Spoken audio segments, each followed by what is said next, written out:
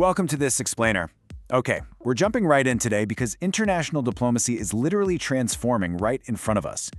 We usually picture global alliances as, military pacts or massive cargo ships full of raw materials. But there's a huge shift happening right now, and it's moving fast. Today, we're unpacking a groundbreaking new agreement between the European Union and Brazil, something recently reported in the Billionaire room. We're going to see how the nature of global trade is fundamentally changing. Because here's the thing, trade deals just aren't about cargo anymore. They are about data. For literally centuries, global alliances meant ships crossing oceans loaded with physical goods, right? Agriculture, machinery, textiles, you name it. But today, we're entering an era where the most critical assets crossing borders are actually invisible. We're talking about packets of data zipping through deep-sea fiber optic cables. This massive pivot from physical goods to digital assets, that's the absolute foundation of our whole discussion today. All right, let's start with Section 1, a new digital deal. To really wrap our heads around the magnitude of this shift, we'll need to zoom in on one specific, pivotal event. Picture this, June 11th, 2026. We're in the vibrant heart of the Web Summit in Rio de Janeiro, and European Commission Executive Vice President Henna Virkkunen steps up to the mic. She confirms a brand new, totally groundbreaking digital partnership between the EU and Brazil. And guys, this wasn't just some casual diplomatic handshake. This was a major, calculated move by the EU to build deeper, highly structured relationships with their most trusted international partners. Moving right along to Section 2, inside the partnership. Okay, let's dive into this. What exactly did they agree to? Well, the whole partnership rests on four core pillars: cybersecurity, data governance, connectivity, and digital infrastructure. The EU and Brazil aren't just, signing a piece of paper here. They're committing to work incredibly closely on secure data flows and online protection.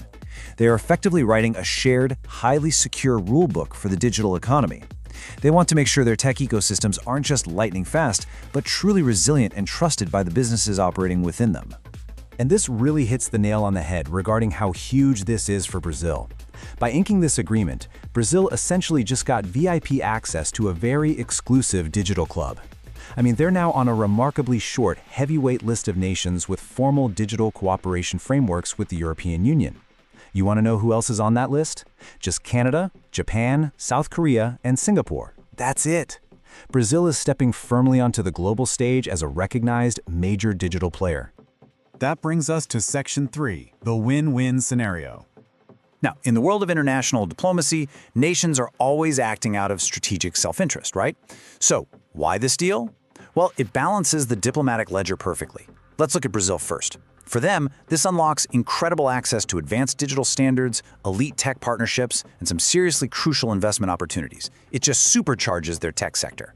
But for the European Union, it solves a massive headache: over-reliance. By teaming up with Brazil, the EU diversifies its network. They're spreading their bets to reduce dependence on just a handful of global tech giants, creating a much more resilient global network for everyone involved. Which leads us to Section 4, the shifting global order. You see, this tech pact didn't just happen in a vacuum. Right before this digital deal was signed, the massive EU-Mercosur trade agreement was finalized. And that created one of the absolute largest free trade zones on the entire planet, seamlessly linking the EU with Brazil, Argentina, Paraguay, and Uruguay. Think of this new digital partnership as the ultimate technological upgrade, built right on top of that existing physical trade framework. And honestly, this reflects a much wider geopolitical awakening. Governments everywhere are finally waking up to the fact that digital infrastructure isn't just an IT issue for the help desk down the hall. It's literally a matter of national survival and long-term economic strategy. Secure data flows, rock-solid cybersecurity standards, rigorous online protection, these are the new strategic assets of the 21st century. European officials have made it crystal clear.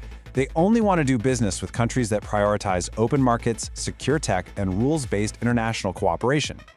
Finally, let's look at Section 5, the future of trade.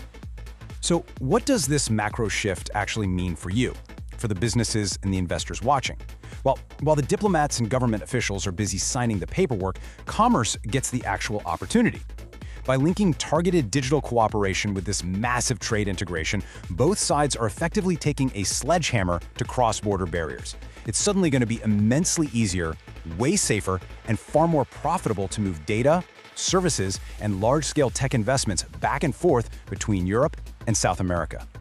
If you're keeping a close eye on global markets, you'll want to watch these specific lanes because they are gaining incredible momentum: technology, digital services, cloud infrastructure, and cybersecurity. As these two massive economic blocks lock together and integrate deeper, companies operating in these sectors are going to see unprecedented avenues for cross-border collaboration and, frankly, explosive growth.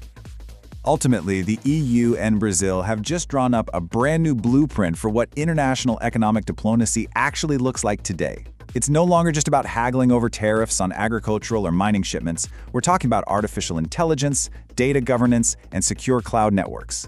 Governments are aggressively competing right now to secure resilient digital ecosystems. So I'm going to leave you with this to ponder. As data becomes the defining strategic asset of our time, who's going to step up and sign the next digital pact? Thanks so much for joining me for this explainer. Keep learning, keep questioning, and I will catch you next time.